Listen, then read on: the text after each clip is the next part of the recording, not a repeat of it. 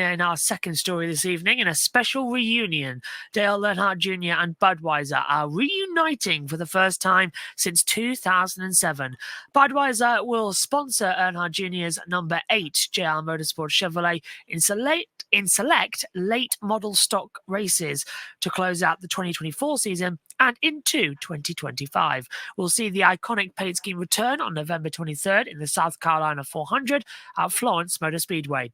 From 1999 through to 2007, Earnhardt Jr., his number 8 Dale Earnhardt Incorporated Chevrolet and Budweiser became one of the most recognizable brands in NASCAR. Now, Earnhardt Jr. said that he and Budweiser had some great memories together with this number and paint scheme, and it's going to be really special to represent them again on track. The graphic courtesy there of JR Motorsports. Matt, I think it's just healing a little bit, NASCAR, at the moment, isn't it? It's been quite an interesting couple of days, but how exciting is it to see Dale Jr. bring back the iconic number 8 Bud Chevrolet after all these years apart? And of course, we know the reasons why. Yeah, it's cool to see this come about. And they dropped the news yesterday, wasn't it, when it all came out on Dale's Twitter and whatnot else throughout the day yesterday, and podcasts and whatnot else. You can catch all that wherever you get your social media and your podcast. But yeah, really cool to see this coming back. It's an iconic livery, you know, all those memories from Daytona and Talladega. Kobe will correct me on this.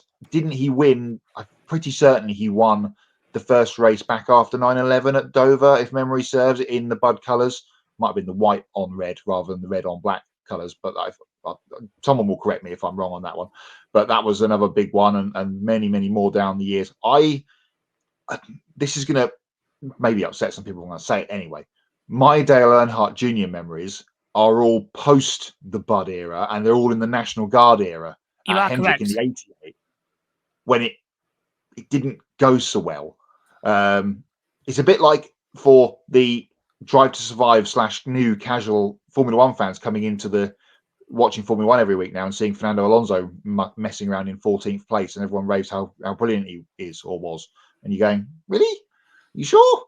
But this is, iconic paint scheme, iconic driver. It would not surprise me if a deal is done if he continues. And we saw him do that race at Bristol a couple of months ago in the Xfinity Series, and he knows he likes to get out and do one race in the Xfinity Series a year.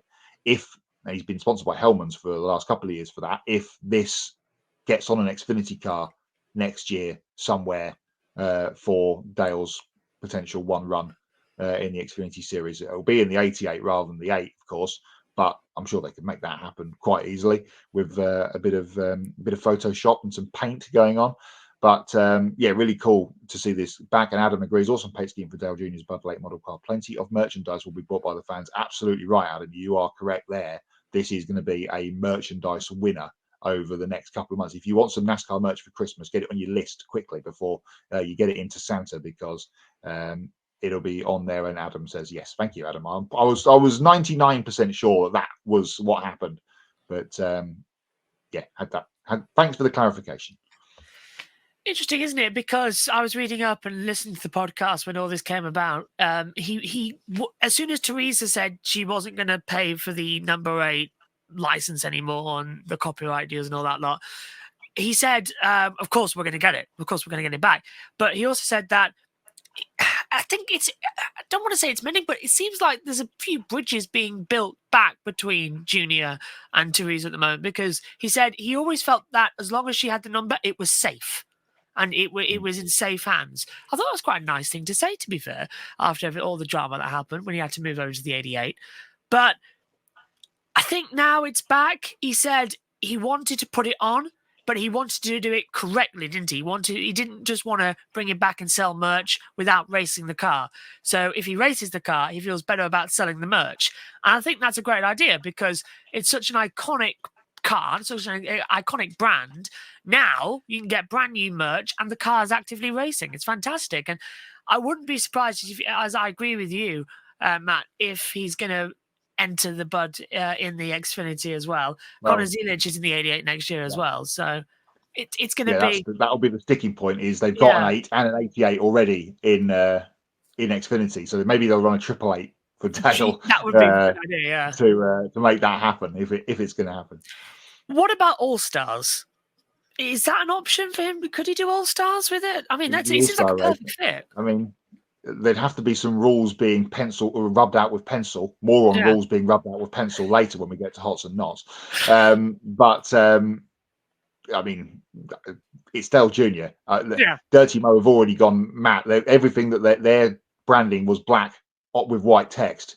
It's all changed this week to red with white text. They've gone crazy with it. So, cool to see it back. And let's hope for the junior nation that the paint scheme can bring him some luck and he can get some victories with that paint scheme on the car, because iconic shots of Dale Jr. standing on top of a red number 8 is in NASCAR folklore, isn't it, down through the years? So another couple more in the Cars Tour will be good. Good evening, Matthew Owen said 2001 Dover would have been Earnhardt's first win with the cursive Bud writing livery. Daytona earlier that year was a special MLB Bud scheme.